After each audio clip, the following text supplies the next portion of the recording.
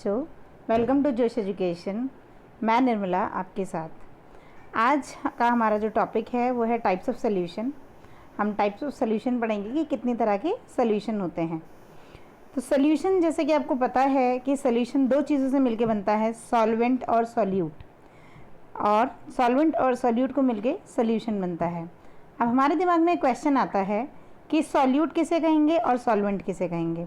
तो किसी भी चीज़ में अगर हम किसी लिक्विड में कुछ सॉलिड मिलाते हैं, माना हमने पानी में चीनी मिलाई, तो पानी जो है वो सॉल्वेंट है और चीनी जो है वो सॉल्यूट है।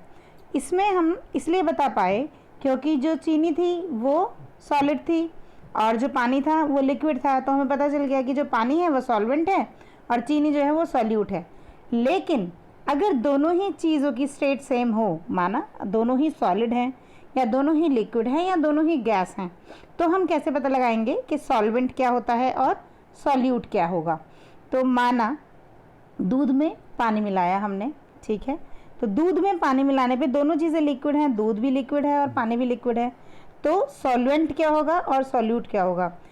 तो जिसका वॉल्यूम कम होगा वो सॉल्यूट होगा और जिसका वॉल्यूम ज़्यादा होगा वो सॉल्वेंट होगा। यानी कि अगर हम दूध में पानी मिला रहे हैं तो जो दूध है वो सॉल्वेंट है, क्योंकि हम उसमें थोड़ा सा पानी मिला रहे हैं, तो जो पानी है वो सॉल्यूट है। तो ये सॉल्यूशन था जो सॉल्वेंट और सॉल्यूट को मिला के बनता है। अब हमारा टॉपिक था टाइप ऑफ सॉल्यूशन, तो हम टाइप ऑफ सॉल्यूशन पे ध्यान देते हैं। ये जो टाइप ऑफ सॉल्यूशन है ये हम पढ़ रहे हैं on the basis of solutes. Solute के बेसिस पे कितनी तरह के सॉल्यूशंस होते हैं ये हम पढ़ेंगे। तो आपको नज़र आ रहा होगा कि इसमें 3 तरह के सॉल्यूशन दिए हुए हैं, ट्रू सॉल्यूशन, कोलॉइड और सस्पेंशन। तो ट्रू सॉल्यूशन जो है उसका जो साइज़ होता है वो लेस देन 1 nm होता है। लेस देन 1 nm का क्या मतलब है कि 1 nm is equal to 10⁻⁹ metre होता है। तो ट्रू सॉल्यूशन का जो साइज़ ऑफ पार्टिकल्स होता है वो लेस देन 1 nm है। कोलॉइडल सॉल्यूशन में अगर हम देखें तो पार्टिकल्स का साइज़ होता है वो 1 nm और 100 nm के बीच में होता है, और सस्पेंशन का साइज़ ऑफ पार्टिकल जो होता है वो ग्रेटर देन 100 nm होता है। तो आप देखेंगे कि सबसे छोटा जो साइज़ होता है पार्टिकल्स का वो ट्रू सॉल्यूशन में होता है। कोलॉइड सॉल्यूशन में जो पार्टिकल्स होते हैं वो मॉडरेट होते हैं और जो सबसे बड़ा साइज़ होता है वो सस्पेंशन में होता है। नेक्स्ट पॉइंट में हम डिस्कस करेंगे फिल्टरेबिलिटी। फिल्टरेबिलिटी का क्या मतलब है कि जो ट्रू सॉल्यूशन है, ट्रू सॉल्यूशन फिल्टर पेपर से पास हो सकता है, फिल्टर पेपर से वो इजीली पास हो जाएगा और ऊपर कुछ भी नहीं रेजिड्यू बचेगा, और एनिमल मेम्ब्रेन से भी वो पास थ्रू हो जाएगा या सेमी परमिएबल मेम्ब्रेन से भी वो पास हो जाता है।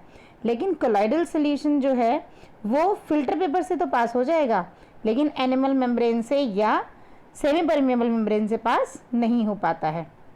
और सस्पेंशन में वो फिल्टर पेपर हो या एनिमल मेम्ब्रेन हो, किसी से भी पास नहीं हो पाएगा। नेक्स्ट पॉइंट हमारा है सेटलिंग। सेटलिंग में क्या है कि जो ट्रू सॉल्यूशन है उसके जो पार्टिकल्स हैं वो सेटल डाउन नहीं होते। मान लिया आपने ट्रू सॉल्यूशन को रखा है थोड़ी देर, 1 घंटा 2 घंटा, तो उसके पार्टिकल्स नीचे नहीं बैठते हैं, पार्टिकल्स उसी में मिक्स रहते हैं, सेटल डाउन नहीं होते। जबकि कोलॉइडल सॉल्यूशन में पार्टिकल सेटल डाउन नहीं होते, लेकिन कुछ मेथड से हम उन्हें सेटल डाउन करा सकते हैं, जैसे हम सेंट्रीफ्यूगेशन से उन्हें सेटल डाउन करा देते हैं। तो कुछ फिजिकल मेथड से हम उन्हें सेटल डाउन करवा सकते हैं, वैसे वो खुद से सेटल डाउन नहीं होते हैं। और सस्पेंशन में जो पार्टिकल्स हैं वो अपने आप सेटल डाउन हो जाते हैं अंडर ग्रेविटी। नेक्स्ट पॉइंट है हमारा visibility. Particles of true solution जो हैं वो इनविजिबल हैं, बिल्कुल नेकेड आइज के लिए हमारी आंखों से हमें दिखाई नहीं देंगे और माइक्रोस्कोप से भी दिखाई नहीं देते। उसके बाद कोलॉइडल सॉल्यूशन में पार्टिकल्स हमें नेकेड आई से नहीं दिखाई देंगे, लेकिन माइक्रोस्कोप से अगर हम देखें तो उनका स्कैटरिंग इफेक्ट जो है, पार्टिकल्स मूव करते हुए हमें दिखाई देते हैं। और सस्पेंशन में तो पार्टिकल्स हमें नेकेड आई से ही नज़र आ जाते हैं। नेक्स्ट पॉइंट है हमारा सेपरेशन। सेपरेशन में ट्रू सॉल्यूशन की अगर हम बात करें तो सॉल्यूट और सॉल्वेंट जो है वो ना तो ऑर्डिनरी फिल्टरेशन से सेपरेट हो पाएंगे ना अल्ट्रा फिल्ट्रेशन से सेपरेट हो पाएंगे, ना किसी और मेथड से सेपरेट हो पाएंगे। नॉर्मल फिल्ट्रेशन या अल्ट्रा फिल्ट्रेशन उन्हें सेपरेट नहीं कर सकता। लेकिन अगर हम कोलाइडल सोल्यूशन की बात करें तो वो नॉर्मल फिल्ट्रेशन से सेपरेट नहीं होंगे, लेकिन अल्ट्रा फिल्ट्रेशन से वो सेपरेट हो सकते हैं। इसके अलावा जैसे हमने आपको बताया था कि सेंट्रीफ्यूगेशन से भी वो सेपरेट हो सकते हैं। और सस्पेंशन की अगर हम बात करें तो सस्पेंशन नॉर्मली फिल्ट्रेशन से भी सेपरेट हो सकते हैं, सॉलिड और सॉल्वेंट अलग अलग हो जाते हैं सिंपल फिल्टर पेपर से भी। नेक्स्ट पॉइंट है हमारा डिफ्यूज़न, जो कि हमारा लास्ट पॉइंट है। डिफ्यूज़न में आप अगर बात करें डिफ्यूज़न की, तो जो ट्रू सोल्यूशन है वो क्विकली डिफ्यूज़ हो जाता है, जबकि जो कोलाइडल सोल्यूशन है वो डिफ्यूज़ तो होता है लेकिन बहुत स्लोली डिफ्यूज़ होता है। और सस्पेंशन जो है वो बिल्कुल भी डिफ्यूज़ नहीं होता है। तो ये डिफरेंस थे ट्रू सोल्यूशन, सस्पेंशन और कोलाइड के बीच में। अगर आपको कोई भी डाउट हो, कोई चीज़ समझ में नहीं आई है, कोई पॉइंट क्लियर नहीं हुआ है, तो आप मुझे कमेंट में पूछ सकते हैं। और अगर आपको ये वीडियो पसंद आई हो तो इसे लाइक करें, और कोई भी डाउट हो तो मुझसे कमेंट में पूछें। Thank you.